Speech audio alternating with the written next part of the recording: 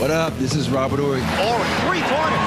Buries it. You might know me as Big Shot Bob. To Horry for three. Oh, unbelievable. This guy is off the charts. What's going on, Big Shot Bob? Robert Horry from downtown.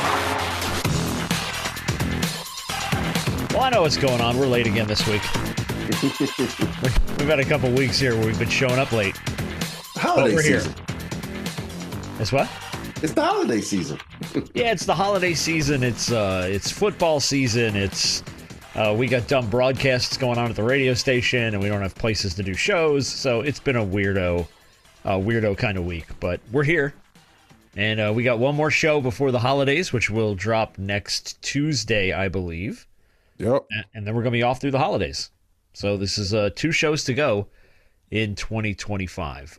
Big Shot Bob podcast. That's B-Dog Brandon Harper. I'm Rob Jenners. That, of course, is 7-time NBA champion Robert Horry, who I know had to be thrilled this week to see the Knicks win a title of any kind at all. They win the NBA Cup, and absolutely nobody cared about it. Not at Except all. the guys that got their $500 bonus or $500,000 bonus. Yeah, this is the third year. Okay, that's what I thought. Yeah, third So year. they dropped it to 500,000. Yeah, 500. It's like 500 and change. I don't know. Well, I thought it was always 500. 500,000. First year was $1 million, wasn't it? I think the first year was $1 million. Maybe it was. I don't know. Yeah. We'll have to require a little Google work on that. Yeah. But yeah, they and that's the thing. That's kind of the knock this week.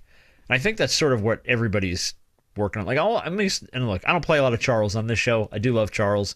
I'm gonna start with Charles because I thought this was very well summed up. This was on who the hell show was he on? Tom Tolbert's show. This is Charles. Number one, I think the cup thing is somewhat embarrassing.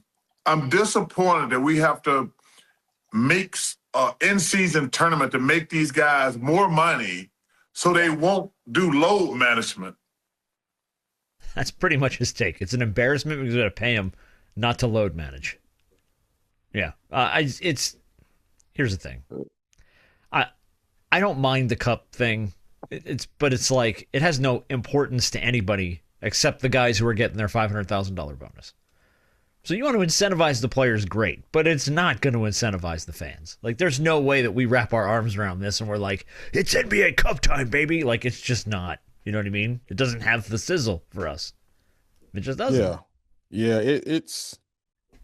I've become. I mean, I'm indifferent to it. Like, I don't not like it, nor do I actually care about it. So it's kind of like there are times where I forget, which games are actually cup games. But obviously, with the changing of the floor, it reminds you. But I mean, look, I guess it depends on the team. Like, the Lakers won it the first year. I guess it's cool when you win it. And, I don't know. Rob, the Lakers didn't hang that banner, did they?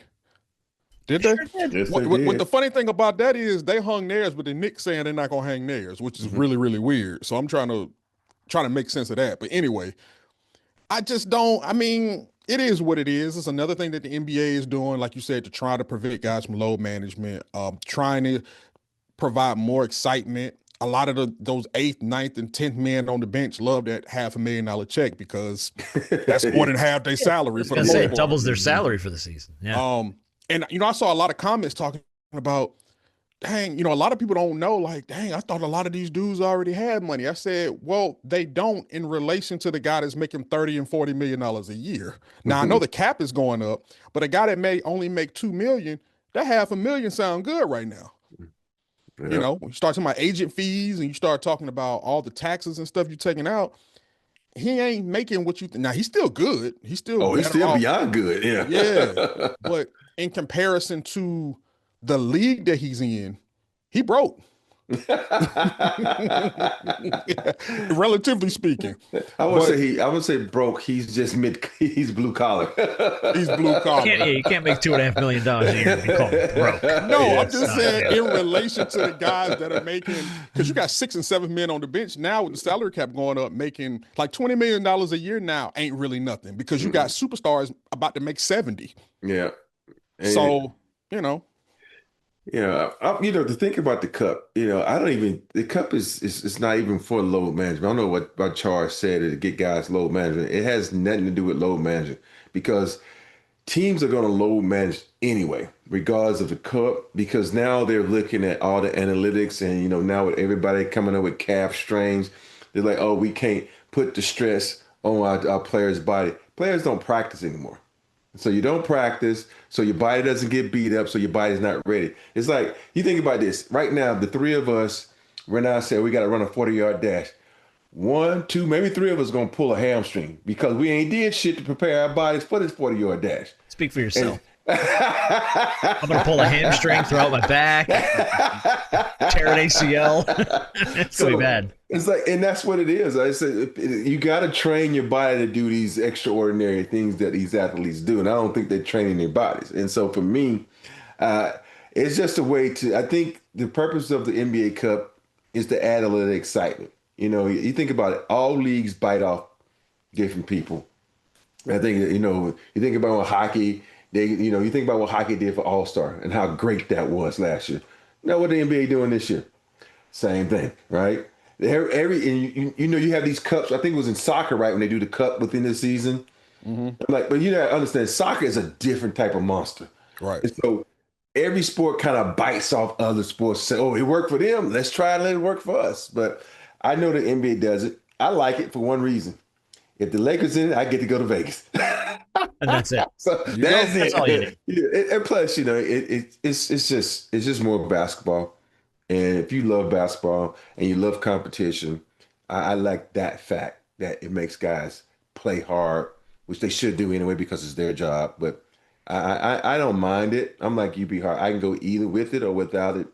But it's just for me another day to sit on the couch, eat chips, and watch basketball. And I think we start talking about like the All-Star game and the way they change it up. There are a lot of people, believe it or not, that would love for them to just go back to the original format. Allow East and West, allow them to wear their own jerseys instead of making up customized East and West jerseys, because a lot of people are yearning for the nostalgic feeling. You see a lot of the clips of back in the day where it was East versus West, and like you said, you had Kobe and everybody in their Laker jerseys, and then you had, everybody else, in their own jerseys, whether home or away. The East would wear their white jerseys, the West would wear their away jerseys. And so just the nostalgic feeling of just getting back to a regular game, I think a lot of people, believe it or not, really are starting to desire, because all of these extra things and stuff you add in, for a lot of people, one, it don't make sense. And then because a lot of people are confused. And then number two, it's just not as exciting as a lot of people thought it was going to be. I think when you try to do too much, it can make it worse off than what it was originally. So I've heard a lot of people who would love to just kind of go back to the original East and West format and then just let it play out from there. Yeah, it's never going to be the same, dude. Well, because if you think about, when you talk about the All-Star, you think about it. The guys that make the All-Star team have been there like 15 years. They tired of that shit. Yeah. Think about it. They're tired of that shit. Yeah, and I think you should. I always say this: once you pass 10 years of being an All-Star, you can no longer be an All-Star, because now it's new to all these other cats, and they want to go out and show everybody, "Oh, I'm fucking good. I'm trying to show you who I am." So I'm going against Ant-Man. If I'm ARO, I'm going to Ant-Man. LeBron, he's a legend. He's been there. We know who he is. KD, and Giannis, Jokic, and so on and so on. It's like these guys, you know who they are and what they can do, right? And a lot of people say, well, that's what you have the first year and the second year game for. No, that's not the same, because you got a lot of cats out here that are the fourth and fifth year. Let's take Norman Powell, for instance. Last year, he should have been an All-Star. If you'd have put this format in, now you can see what he's doing in mind. But if you put this format in last year, you'd better see Norman Powell in there. Okay, you'd better see what's my man in Denver, the point guard, Murray in there. Murray. All these cats are trying to prove themselves, like, yo, I'm showing you who I am. So, and I just think when you get these old cats in there, they're like, oh fuck, I don't want to be here. I want to have the day off. But now you get the day off, and now you push them out. Now you see how they feel, like, oh shit, I need that's endorsement money. I need those bonuses that I get for making All-Star team. Now you get the love in the game back, and maybe they put some energy and some effort in because that's what the All-Star game used to be. You think about when Magic came back and he started scoring the points, like, oh fuck this shit, you ain't that embarrassed me. And then when Kobe was out there, and it was a big difference. The guys really wanted to win. Do you think? And like you said earlier, so many of these leagues copy off one another. You look at like the NFL, they went away from. It went from actual being tackle football and, seeing folk get laid out. Sean Taylor, rest his soul, laying out punters and stuff and on kick returns and everything like that to the point where it's like, all right, we don't want to get guys hurt. Mm-hmm. So then you go to flag. Okay.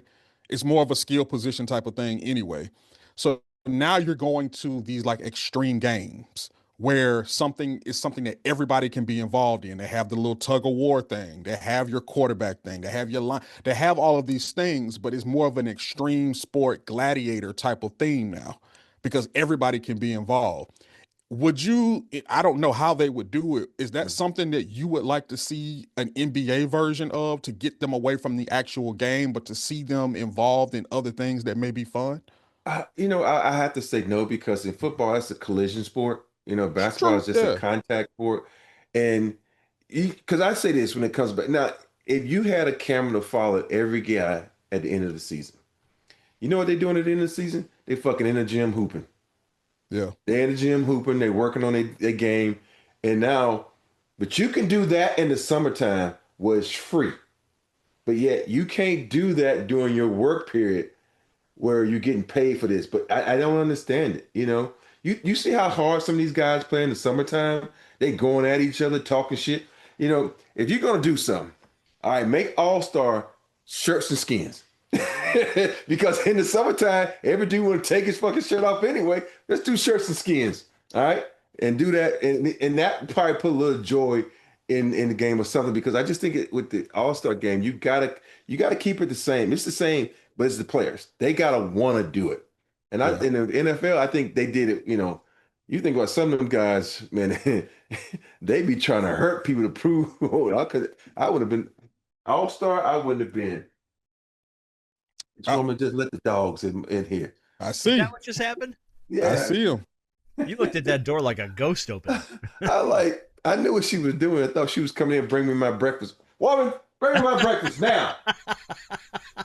It doesn't usually go well when you shout. In about a few minutes, there's going to be a pan flying at the back of your head. Here's your And the whole screen going to go black. Uber But Eats. it's going to be fun, though. I think they have to switch up the All-Star game. Yeah, switch it back, and just make guys, who haven't been All-Stars 10 years over. Don't say thank you for your service. Go have a vacation. Yeah. But I mean, like, to your point, though, it's just these little things they're trying to do now to try and find ways to rehype the league a little bit. Mm-hmm. And I think that was their goal with the Cup. And I don't mean to crap on it, but it just there's nothing to it. You know what I mean? It's like, okay, but they're regular season games. They count towards your regular season record. If you win, you get the bonus. That's nice for the players. The Knicks already said they're not hanging the banner. The Bucks hung theirs. The Lakers hung theirs. I think you're going to start to probably see teams, if the Knicks truly don't hang this banner, you're probably just going to see teams not do them anymore. Like, they're just going to be like, oh, yeah, we got one. We'll put it out in the lobby or something. You can take your picture with it. You know what I mean? Like, it's not going to be up in the rafters. My favorite the whole Cup was when they caught Josh Hart. Did you see what Josh Hart did to Jalen Brunson? He took his little thumb and just went, how's your father? Right up the and caught him in 4K. Josh Hart's on Twitter this week going, God damn, they got it in 4K. Yeah, look, I understand y'all cool and y'all the Villanova boys and y'all the buddies. But come on, dog. Come on, man. You got to relax on doing that in general. But especially can I say it for your heart? National state. Come on, dog. Let me say it for your heart. Pause. Yeah. Because Brunson turned around and looked at him like, God damn! Like, what are you doing? Like, no, Brunson was like, we're never that cool. Even the people I'm the coolest with. No. We just, we're not that, You want to hear something funny about me? I don't even like to pat anybody on the butt. You know how people pat people on the butt? I never even like doing that. I'm always on the shoulder, good job, or just a high five or a fist bump. I'm like, I ain't patting you on your butt, dude. I need to touch your It's ass. just- I'm good. Yeah. As a teammate, I respect you enough not to touch your butt. Like, that's too comfortable with somebody. To your thumb, any finger, but bro, what? It reminds me of the Brussels old- wife probably like, you need to tell me something. no. It reminds me of the old Key and Peele sketch where he's slapping her, the ass slapper sketch where he's slapping everybody on the ass in the locker room. Yeah. It's the same thing. It's like, just let's calm it down. Relax, dog. Yeah.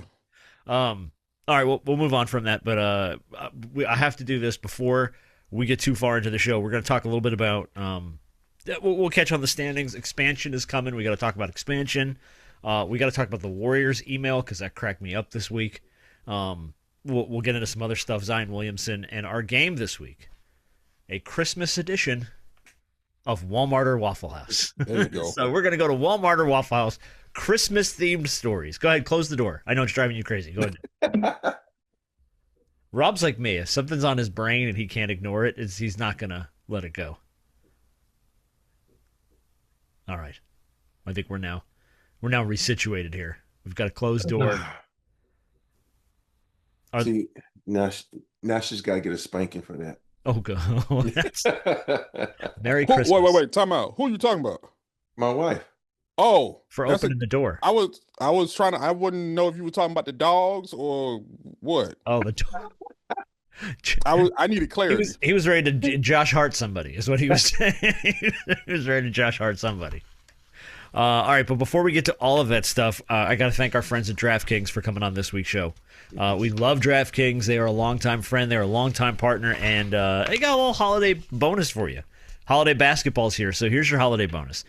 $200 in bonus bets when you bet $5 with our friends at DraftKings. That way, when the stars start to ball out and you want to get on the game, you got somewhere to do it at DraftKings. Yeah, DraftKings Sportsbook, an official sports betting partner of the NBA, has your back with early exit. If your player goes down in the first half, you still get paid in cash. Cold, hard cash. I love that, too. Download the DraftKings Sportsbook app and use code BIGSHOTBOB. That's code BIGSHOTBOB. New customers can bet $5 and get $200 in bonus bet. You just heard Mr. Jenners talk about the 200 bonus bets. If your bet wins, in partnership with DraftKings, the crown is yours. All right, we got some legal stuff to do here. Gambling problem, call 1-800-GAMBLER. In New York, call 1-877-HOPE-NY or text HOPE-NY 467-369. In Connecticut, help's available for problem gambling. Call 888-789-7777 or visit ccpg.org. Please play responsibly on behalf of Boot Hill Casino and Resort in Kansas.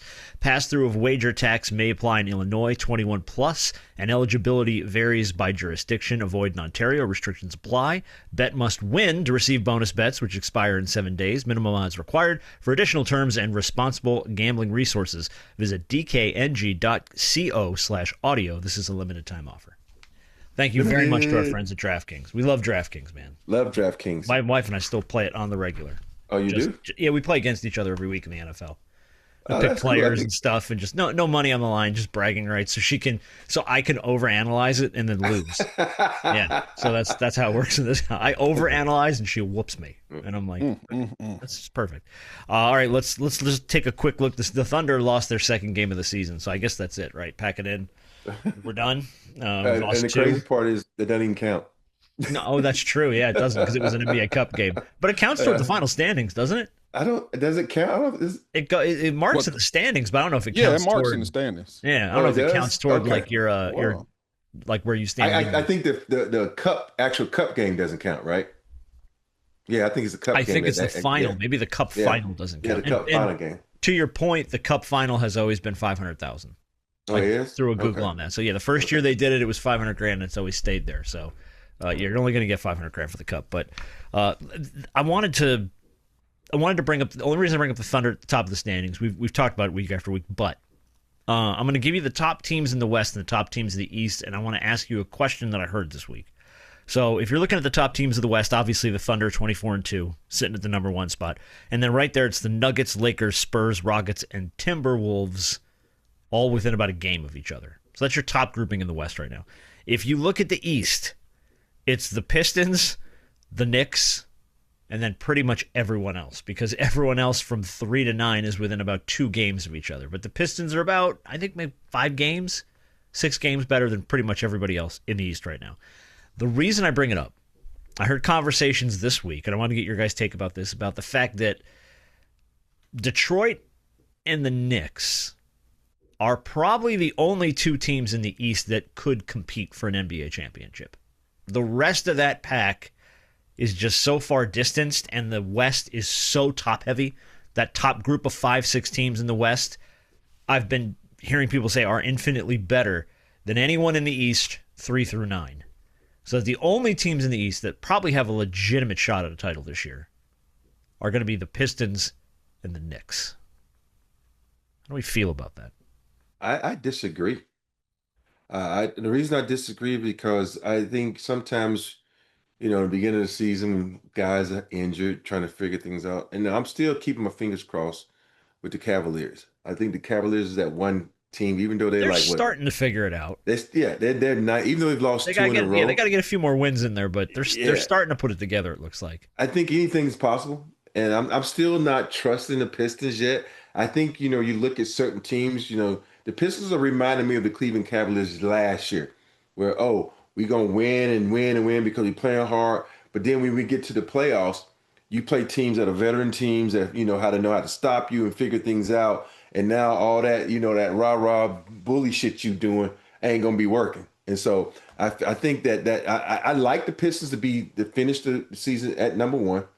Not just because I picked them to be number 1, but, but I feel like they're not the championship team in the East. I still feel like you still have to worry about, this is going to sound weird, the Sixers, the Cavaliers, and the Bucks. Even though they all got, maybe not the Bucks, because the Bucks got to make some changes. Bucks are a some mess. trades, Boston's I think Boston's starting to kind of find some things, too. Yeah. And I just think that I just don't trust the Pistons yet just because they're young. Okay. Yeah. They may be young, but the song, they may be young, but they're ready. Yeah, like OKC, right? Yeah. Yeah. Boston was one of the teams that I had in the Eastern Conference playoffs, and obviously they started slow, and when you don't have JT, that's kind of what happens. But Jaylen Brown and the boys are starting to really pick things up. I think a lot of this is geared towards just matchups and how things look. We always know the playoffs are about matchups. Obviously, Toronto is one of them teams where, they're sitting right there at number 3 in the East. And you can say whatever you want about Toronto. They're playing good ball. They are playing some good ball. Brandon Ingram and the boy, Scotty Barnes, they are getting the job done however they see fit. Defensively, they're putting up good points. Lord knows every time they come to Atlanta, they win. So it's going to be interesting to see when it comes playoff time what the matchups look like. Like I said, you can't throw away the Cavaliers because if they're healthy and they're doing what they need to do, especially defensively, they're one of the best defensive teams in the league. We saw that last season. But Detroit right now, they may be young, but they are playing disciplined basketball.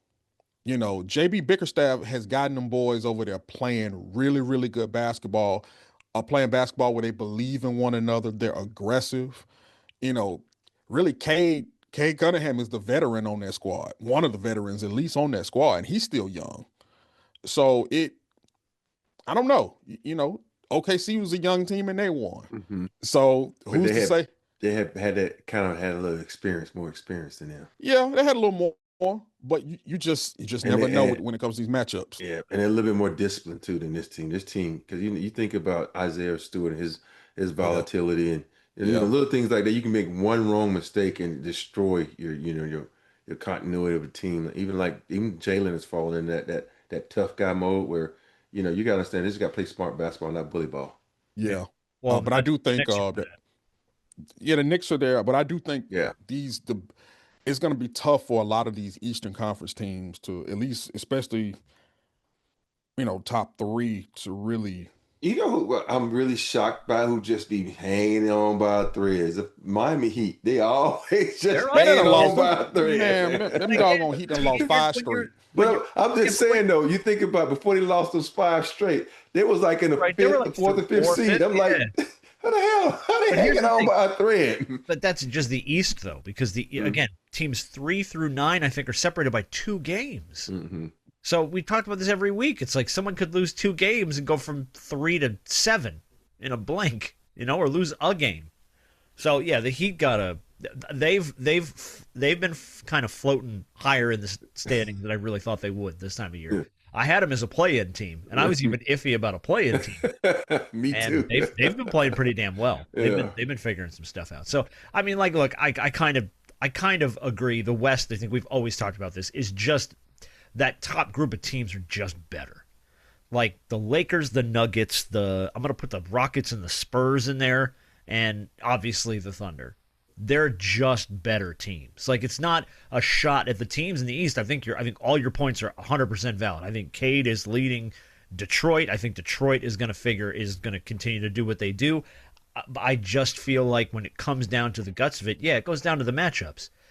But the West is top heavy, and we've talked about that a bunch. Either if you're in the West and you want to compete, you better be good, because you got 5-6 teams up there that are gonna win, at a solid clip, that are going to be coming in at 600 percent wins and stuff. So it's I think it's just to compare the 2 leagues is sort of unfair, because the West traditionally, at least for the last 20 years, has been way better than the East.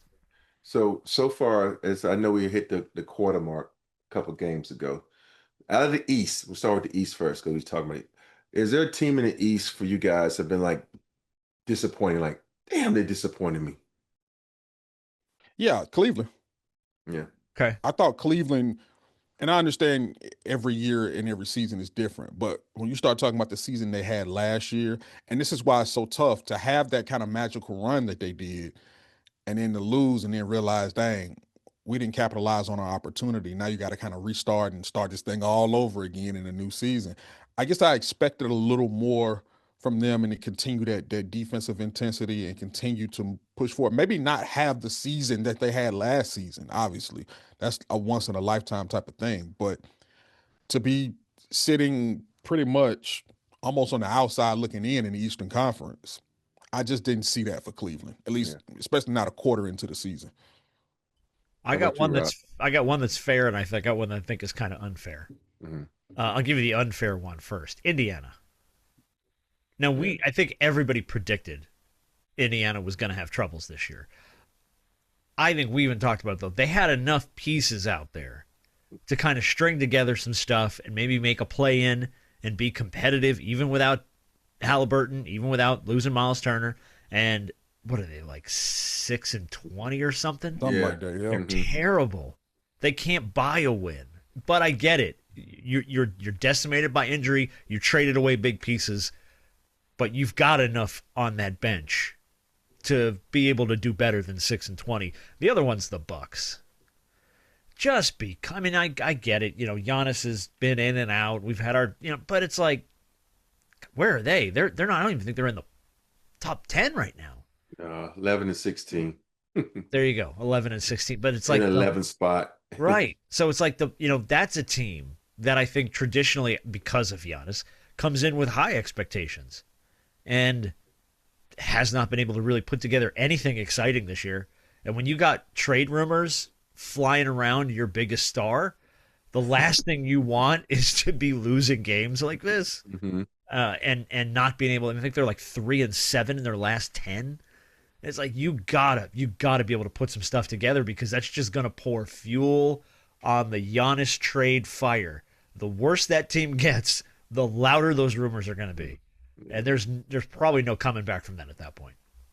I just say ditto to the 3 teams you guys picked. Was everything you said was exactly on point what I would have said. So now, Hart, what about the West?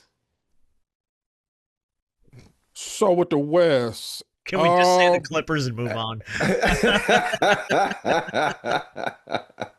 Yeah, it's definitely or the Mavericks. You know what I mean? Like, for me, it's the Clippers, Kings, and the Mavericks. The 3 bottom teams, all for me have been like, damn, dude, because each one of those teams have superstars on their team, and for you to have teams like, if you want to, you can throw the fucking Mavericks in there too.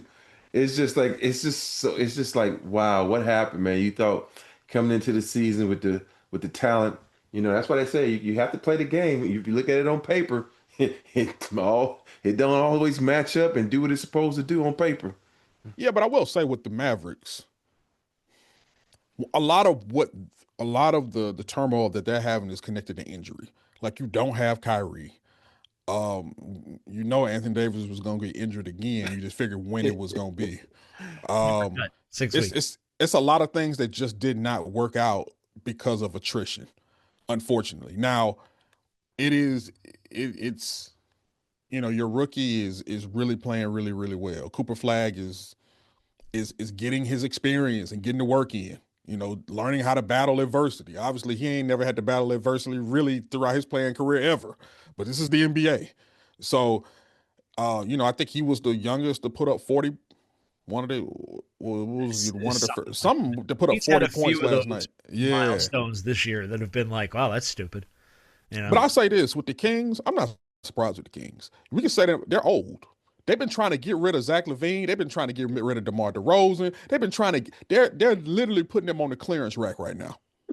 They are trying to clean house and get that money off of those books. They are trying to get rid of them guys so they can pretty much rebuild.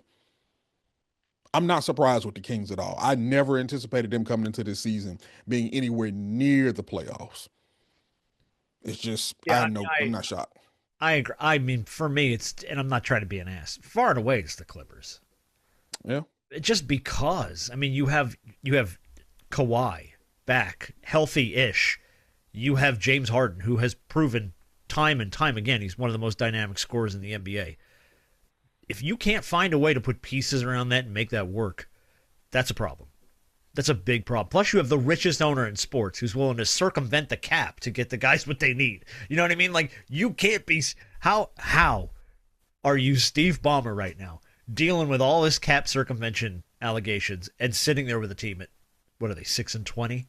Yep. Yeah. Mm-hmm. Yeah. I mean, like, they are, now I know the same thing. They've lost pieces.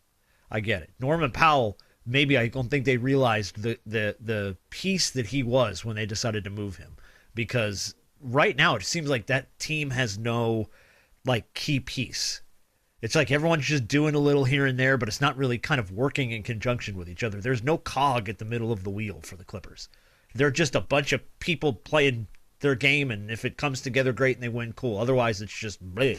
It's like a Jackson Pollock painting. It's just all over the wall. We'll see if anybody likes it. I think, a lot of people believe in karma. I kind of don't. And some people say this is a Clippers karma, for getting rid of Powell,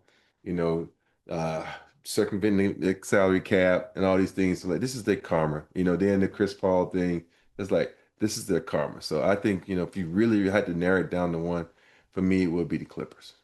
Yeah.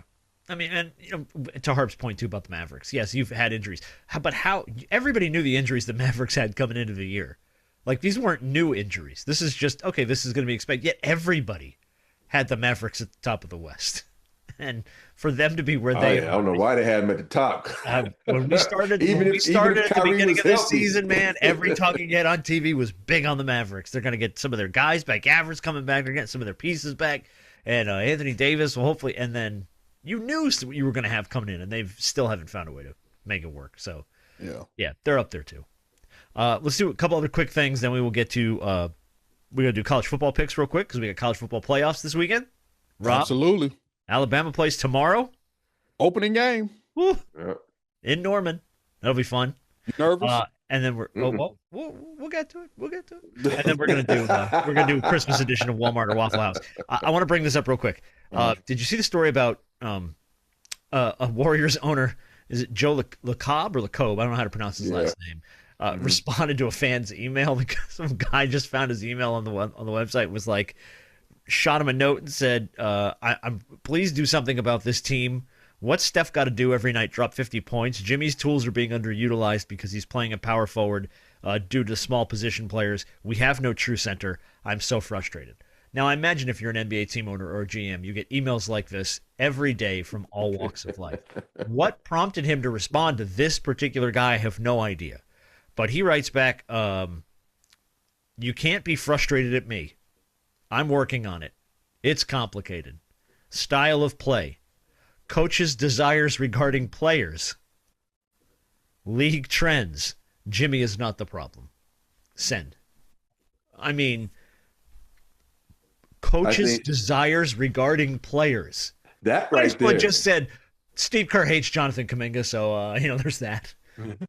I know that when I saw it, and I was like, ooh.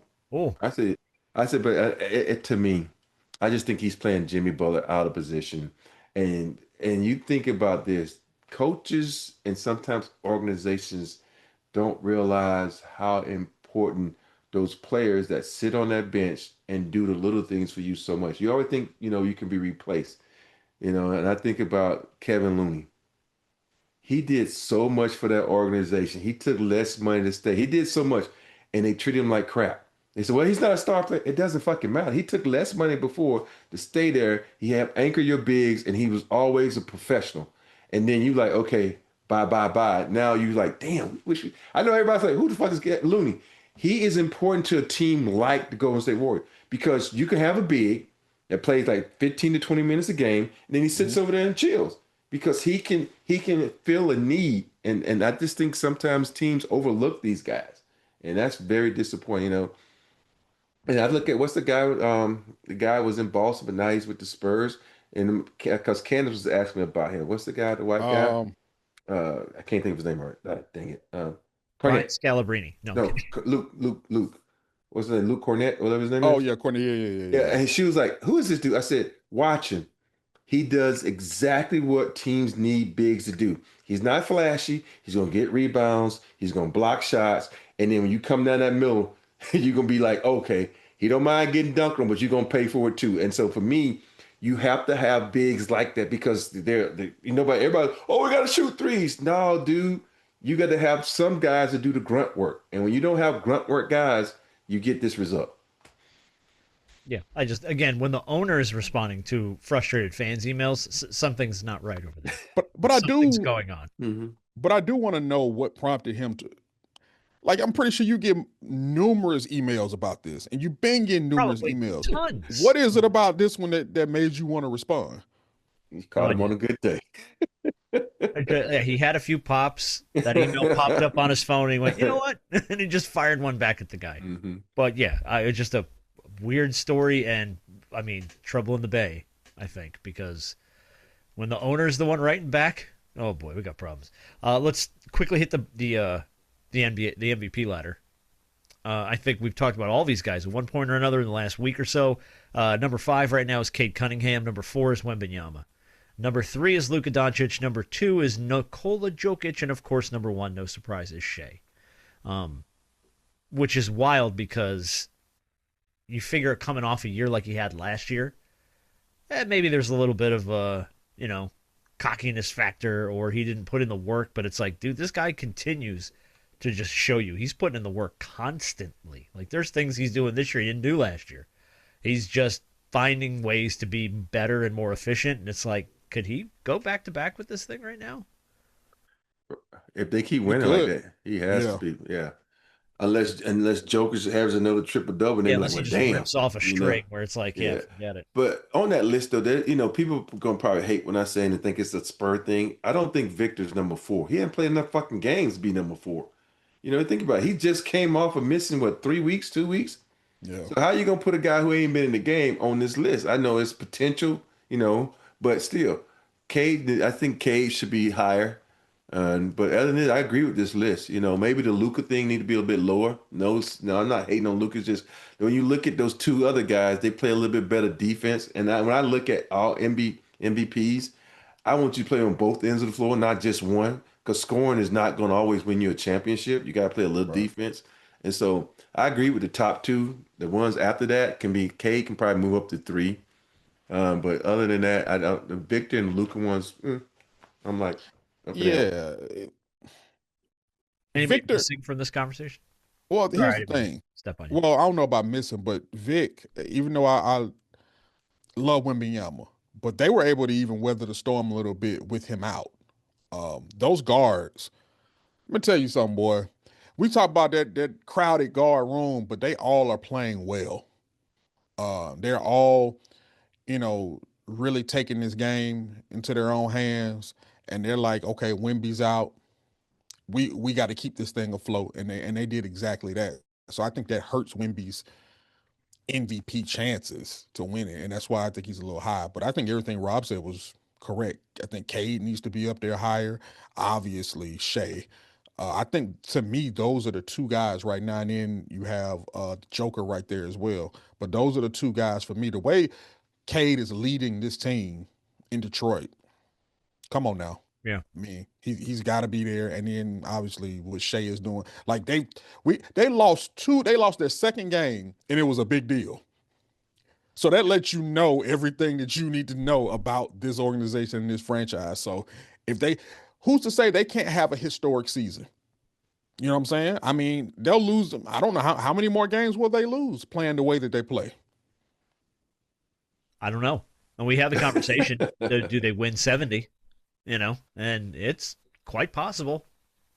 If everybody stays, if the guys stay healthy, you're not sitting guys to kind of have them heal from some of their cuts and nicks and things of that nature. Keep in mind, if they're this far ahead of the pack late in the season, do guys start to get rest? You know what I mean? Do they start load managing some guys, letting them play the first half and sitting them out the second half? And who cares if the lead gets away because we got a 12-game lead on the rest of the friggin' Western Conference? So I think there's a million factors that go into that.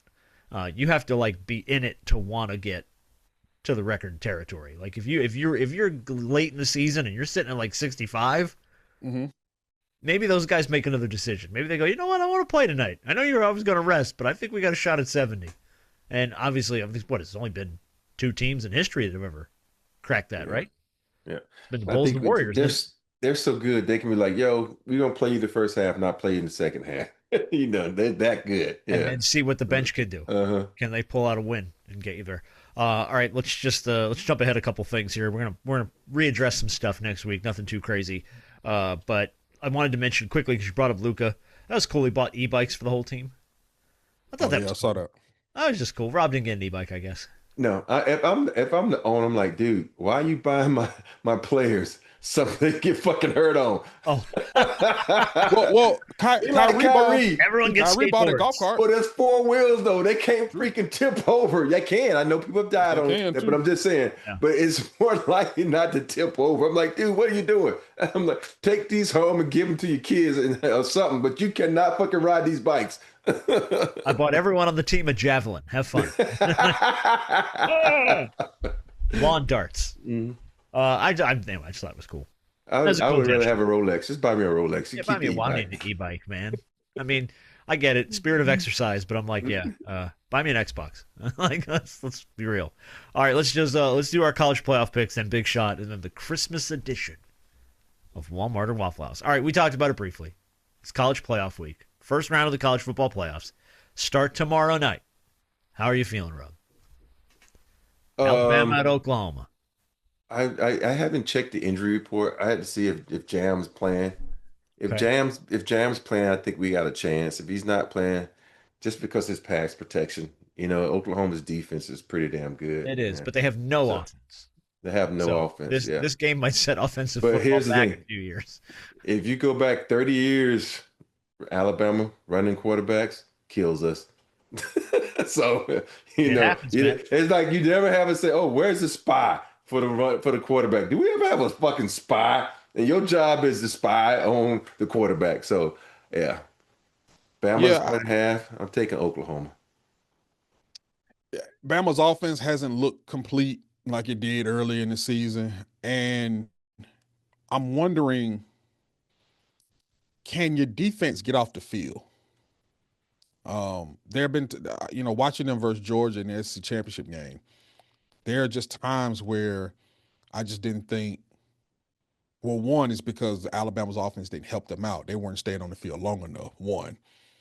And then two, when it was time for the defense at times to kind of step up and make a play, they just couldn't do it. Can both units play as a well-oiled machine in Norman? I think it's going to be tough. I really do. Like I said, it's hard to beat the same team twice, but when you're playing the same team at your house, like Oklahoma's playing in their house, I don't think it bodes well for Alabama offense as a whole. So I hope Alabama can win this game. I just don't think they will. Jam Miller's expected to play. I'm still We'll going see. Oklahoma. Still picking Oklahoma. Yeah. Yeah, I'm gonna do the same thing. No, you know what? Forget that. Roll Tide. I don't know why. I was all in on Oklahoma until just this second. And then I was like, you know what? Screw it. Roll Tide. Let's go. I think I don't know. Alabama has had, God, they've had such a mixed bag of a season. Like they've had these games where they look great and you're like, holy crap. Like when the Georgia game where they looked outstanding most of that game and you're like, damn, they're going to pull this out and stun Georgia in Athens. This is crazy. And then they have games like where they played Georgia again and got boat raced. I play Oklahoma on homecoming and look like they ain't never played football in their life. And lose to FSU, who is booty cheeks. They're horrible. And, you have that game to start the year. So, I don't know. Alabama, is such a mixed bag for me, but I'm going to roll Tide on this one. All right, let's go to Saturday. Number 10, Miami. At number 7, Texas A&M. This is the noon game on Saturday. A&M is laying 3.5. The winner will play number 2, Ohio State. I think I'm gonna take A&M in this game. If A&M's pass rush, they got one of the best pass rushers in the nation. They do. Future superstar that's going to end up playing on Sundays. If their pass rush can get after Carson Beck, it could be a long day for Miami. And at the same time, on the offensive side, Texas A&M boasts one of the best receiving cores in the nation. So not only defensively can they get after Beck, but can A&M's receivers really tear up that Miami secondary? And I think that could be the case. So I'm gonna take A&M. I'm taking A&M too. I just don't trust Carson Beck in the big games, and I think when that 12th man I've been to a couple of games when Cameron was playing there, and that 12th man get to yelling, and they get to doing this shit in there. It gets a little rowdy, and Carson Beck gonna shit the bed. So I'm going with the A&M Aggies. All right, I'm rolling with my Canes. We knew. I know, rolling with my Canes. I think, to your point, Harp, Miami's paid a lot of money for their secondary. Those guys need to cover. They have done it very effectively this year. Miami's offensive line is a lot better than I think people give it credit for. And nobody's brought up Ruben Bain's name, who arguably could be one of the best defensive players, if not the best defensive player in the country for the U, coming the other way. So can he make Marcel Reed's life hell? Maybe. Between him and Mauanoa, maybe. Yeah. They can get in front of him enough and rattle him enough. And I'm with you, though. I don't trust Carson Beck.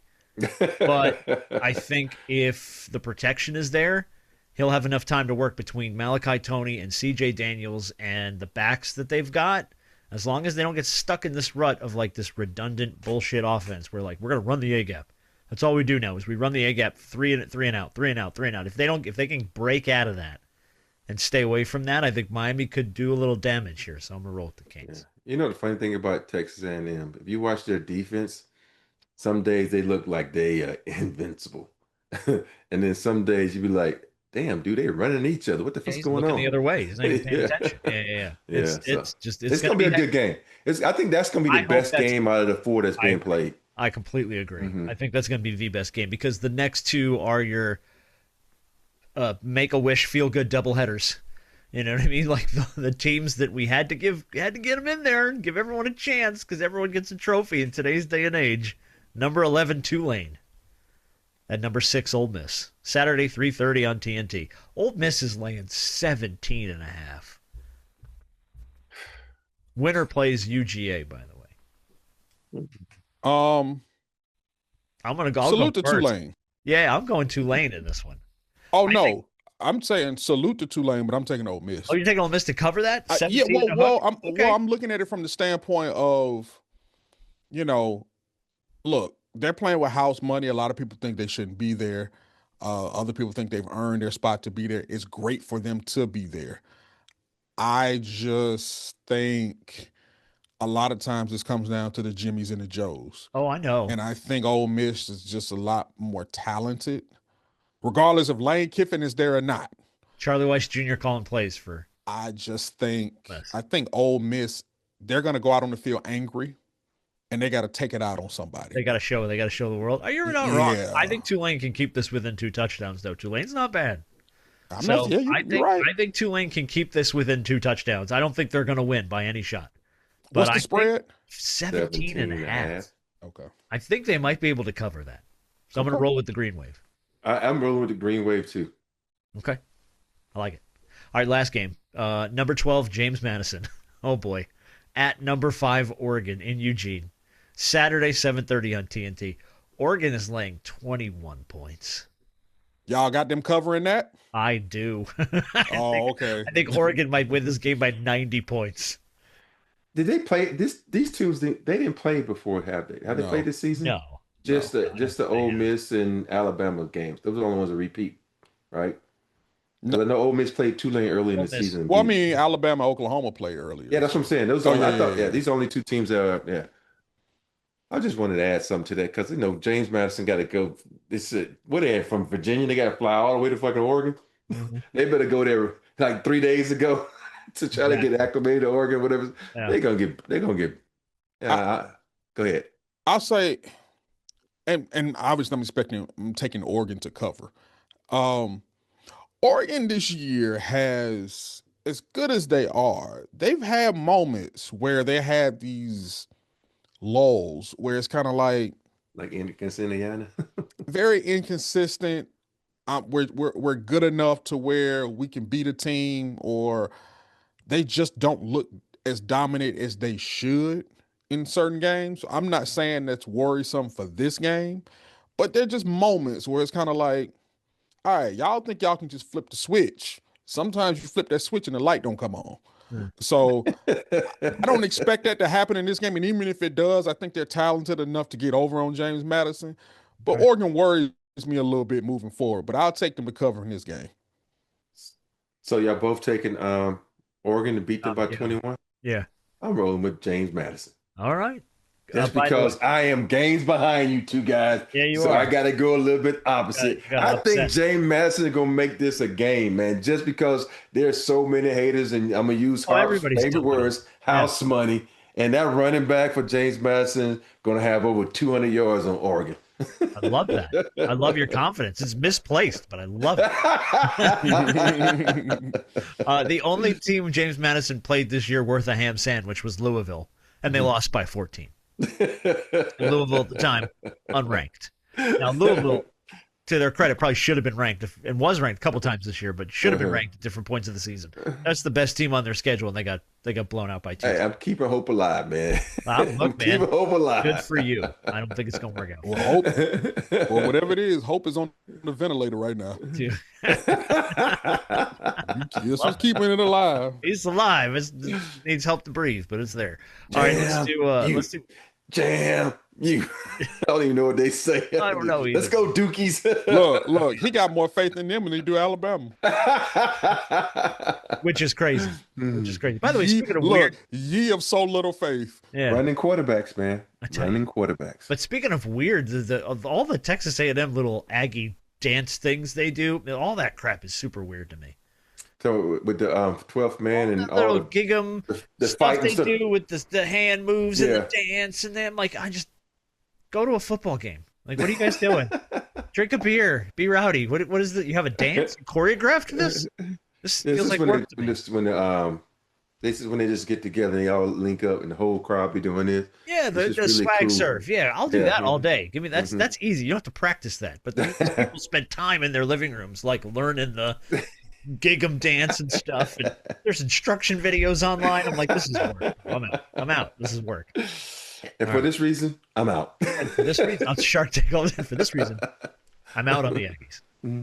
All right, big shot of the week is going to go to the Hanover County Animal Shelter in Virginia because it was tied to my favorite story of the last 2 weeks that we did not talk about. Did you guys hear about the drunken raccoon? Oh, yes. So in Hanover, Virginia, there's a liquor store. I guess the raccoon got into the ceiling, into the roof, fell through the drop ceiling, knocked over a bunch of bottles of whiskey and bourbon, and then proceeded to drink some of it and get drunk and pass out drunk in the bathroom.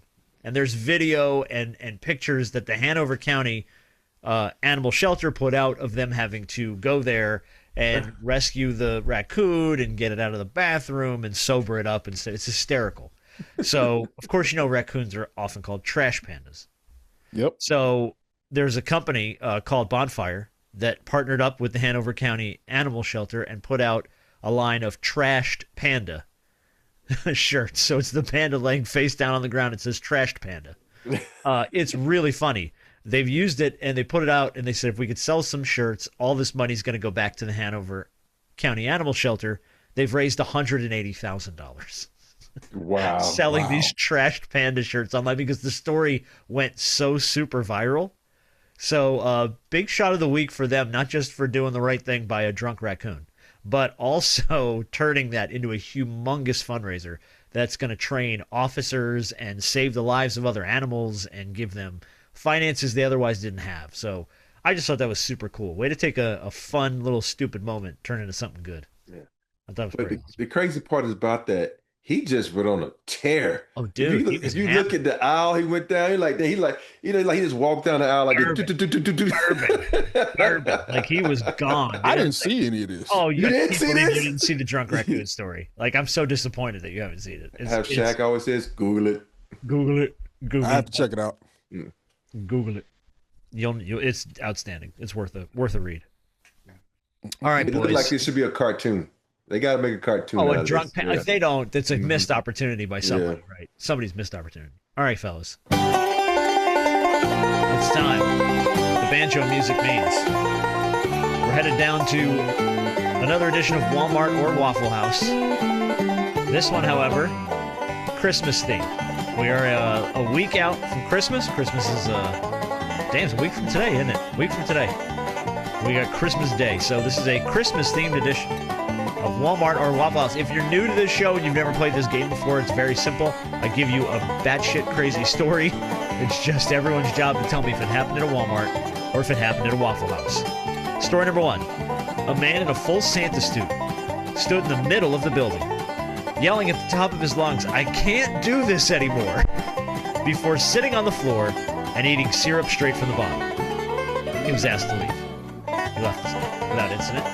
But did the drunken Santa have a little bit of a Christmas breakdown in the middle of a Walmart or a Waffle House?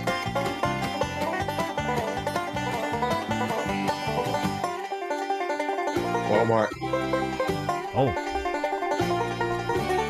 Even though that key note, I'm not going to say because it might give Harp the answer. Kind of threw me off, but I'm still going with Walmart. I think I already know what the keynote is. I'm going Walmart. okay. What was your keynote? Bottle. Yeah. A bottle of syrup. Because usually at Waffle Houses, the syrup is in a little thing where at least it's like in a little glass or something thing they pour. Yeah. To quote our good friend Shaquille O'Neal, listen to the clues, John. Absolutely right. That is a Walmart. Good job. All right, story number two. An entire family showed up wearing matching pajamas at this location, which is cute, until it erupted in a full-scale family argument that necessitated a call to police to separate mom and dad, who got into a full push match in front of their children. Everyone's screaming. Everyone's crying. Cops are called. Did it happen at a Walmart or did it happen at a Waffle House? I'm going to say Waffle House. Waffle House. Everyone goes Waffle House. Everyone gets another. Yeah, that's a Waffle House story all day. They showed up in matching pajamas. I see people do that at Walmart or Waffle House on the regular. Yeah. All right, number three. Two adults in elf costumes got into a shouting match over, quote, who was ruining Christmas. A third person filmed and cheered until the elves started to throw punches, and police were dispatched. No arrests were made. Two people dressed like elves get into a fist fight at a Walmart or a Waffle House. I don't know. This sounds like this could happen to either one of them. Yeah. I agree. But I'm Hence going to the go Waffle game. House. All right, Rob's going Waffle House. I'm going to say Walmart just to be different. Harp's breaking it up to Walmart. The point goes to Brandon Harper. That was a Walmart story. Yeah, that was a Walmart. Fist fight between... fist fights, Waffle House usually happen in the parking lot. It's in the store. There's your clue. There might be a Is Walmart. that All where right, you set up your camera in the parking lot? damn straight. You're gonna film bum fights. You're gonna do it in the parking lot of a Waffle House. Damn it! All right, number 4. One customer demanded the Christmas music in this location be turned off because it was, quote, triggering. When denied, he started singing a different Christmas carol louder and louder to, quote, cancel it out. When he was asked to stop, he refused. When he was asked to leave, he did not. Police were called, and he was removed from the location. So, triggered by Christmas music, decided to drown it out with your own Christmas music at a Walmart or a Waffle House. This is a Waffle House, and I'm gonna tell you why. Okay. Well, I want to make sure because I'll tell after Rob. I was going Walmart. This is the reason why I say Waffle House. My thing is, a Walmart is too big for somebody singing to interrupt anybody. You can go to another part of the store if you don't want to hear somebody singing. Waffle House ain't but so big, so it can disturb everybody in there singing. I get that. Yes, yeah. All right, point goes to Brandon Harper. Yeah. By the logic of, yeah, it was a Waffle House. Super Walmart, you don't want that person singing over there in the low. My wife can't hear me 2 aisles over. What are you talking about? She's right there. She can't hear me. I mean, to be bothered by your damn singing. All right, story number 5. A drunk woman began yelling at her phone, accusing it of, quote, stealing Christmas, and then threw it in the direction of another customer. No one was hurt. Police were called to tend to the drunken woman. Drunken woman mad at her phone for stealing Christmas at a Walmart or at a Waffle House. Walmart. God bless both of you. That's a Waffle House. Seriously? That's a Waffle House. Not a lot of drunk folks at Walmart. I guess there kind of are. I guess there kind of are, but usually the drunk to me always was like, oh yeah, you're drunk, you end up at Waffle House. All right, 2 to go. Number 6. Neither location is a good place to be when the power goes out, but it's even worse when the power goes out and an employee immediately decides to take charge and start directing people to say their prayers because the world is coming to an end. This is it. This is the apocalypse. Say your prayers, people. Spoiler alert, it wasn't. The power came back on a few minutes later. But did this incident happen inside of a Walmart or inside of a Waffle House? Waffle House.